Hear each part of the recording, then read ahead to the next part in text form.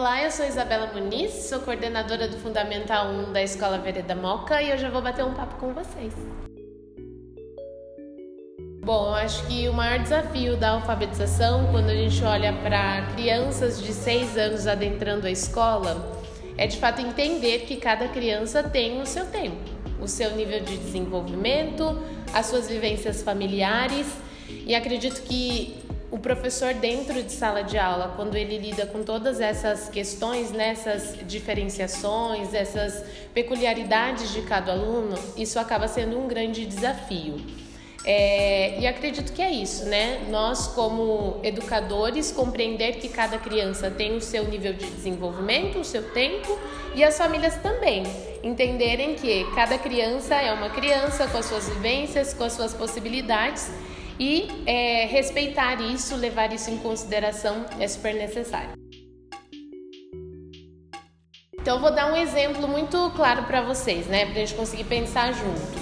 Então, antes a gente tinha uma metodologia lá que o professor, todo mundo deve lembrar disso porque faz parte da infância, onde o professor ele era o expositor. Então, quando a gente ficava sentadinho lá na cadeira e o professor ele ia falando várias coisas e a gente repetia. Agora, quando a gente olha para uma metodologia ativa, que é de fato o estudante ativo dentro do seu próprio aprendizado, sem dúvidas isso já traz algo muito positivo, Olhando para a sala de aula, onde o estudante ele participa com as suas próprias reflexões, com seus momentos de estudo, Dentro da sua autonomia, olhando para crianças bem pequenas, cada um tem a sua possibilidade também, mas é o estudante realmente ativo, com a mão na massa, participando, se envolvendo nas dinâmicas e não só aquele estudante receptor. Então, sim, quando a gente coloca em prática, quando você se coloca presente dentro dessa prática, faz muito mais sentido do que somente um receptor, então a aprendizagem ela acaba sendo muito mais significativa. Então, quando a gente olha para um passado não muito distante, nós tínhamos aquela alfabetização que era por família silábica. Então, a mais clara de todas é a cartilha Caminho Suave. Ela era eficiente? Ela era eficaz, nós sabemos e aprendemos a ler e escrever. Mas ela demorava um tempo maior, Então, quando a gente olha para aquela cartilha, tem o ba, bebi, babu. Então, a criança ela não poderia passar para para uma próxima letra sem que ela tivesse aprendido a letra anterior, Mas isso tem uma lógica para nós que somos adultos. Então, se a gente olha de A a Z, nós que sabemos essa ordem, Para a criança, aprender o A, aprender o E é parte de um som, é uma letra como todas as outras, Então existe essa diferença. Quando a gente olha para a alfabetização agora, nós temos muito mais de um conceito global. Então, olhando o texto primeiro, Por que não aprender essa cantiga cantada junta, essa rima e quais são as palavras que fazem parte desse texto? Quais são as letrinhas que estão dentro disso? Então, é trazer a alfabetização para um contexto e não para um contexto de texto, E não para uma questão separada ali. Então, eu só posso aprender aquela letra que faz correspondência só com aquela palavra. Não, aquela letra ela é parte de um todo.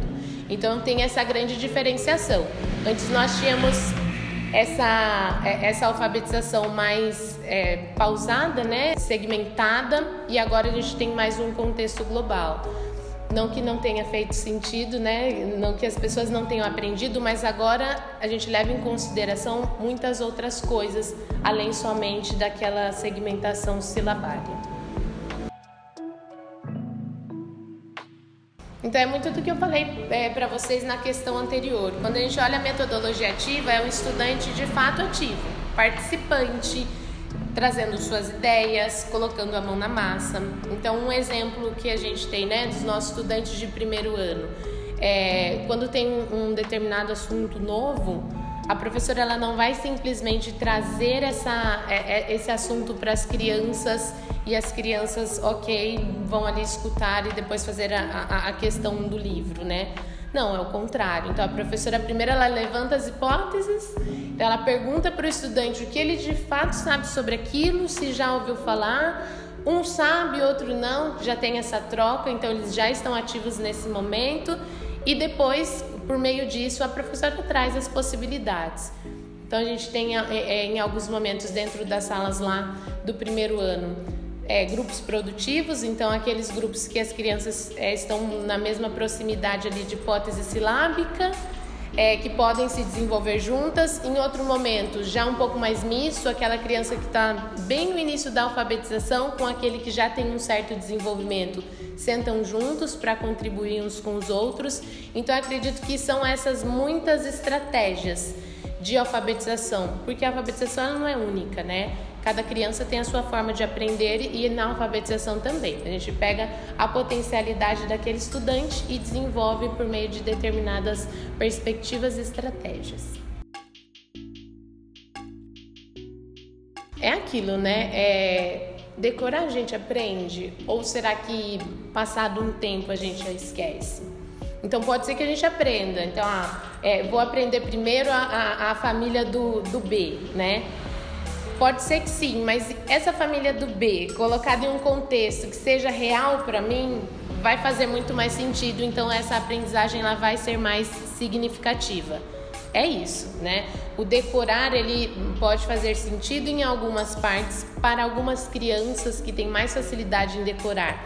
Vai ser ótimo, mas para outras não, né? Cada criança tem o seu jeito de aprender, cada criança tem a sua inteligência específica. Então é isso, né? Quando a gente traz uma metodologia ativa, ela vai além desse decorar, ela traz possibilidades.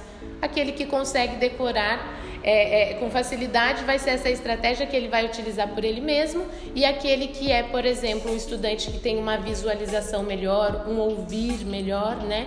Ele vai conseguir de alguma maneira desenvolver essas habilidades e aprender dessa forma dele. Então a gente tem que olhar, acho que principal de tudo, não somente essa metodologia do decorar ou não decorar, mas como o meu estudante aprende, né? E nisso desenvolver essas potencialidades também. Eu acho legal, por exemplo, a gente falar um pouco do que está em alta, né? Então as pessoas falam das estações, rotação por estações, e às vezes a metodologia ativa ela fica muito baseada só nisso, resumida nos grupos produtivos, na aula invertida, e não é isso, né? A metodologia ativa, o que ela quer dizer? O estudante ativo dentro do seu próprio aprendizado.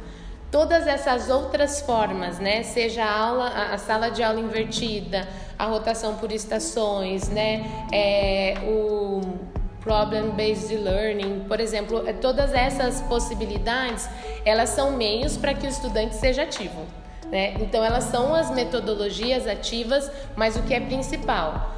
Essas metodologias, elas possibilitam que o estudante seja ativo no próprio aprendizado? Então, ok, elas conseguem desenvolver bem para o que elas veem, né? Mas então tem muitas possibilidades, mas o que é principal e central, que a gente precisa definir, metodologia ativa quer dizer a metodologia que possibilita que o estudante seja ativo no seu próprio aprendizado. Muito obrigada, foi muito bom estar com vocês. Acompanhe as redes sociais e em breve nos vemos de novo. Tchau, tchau.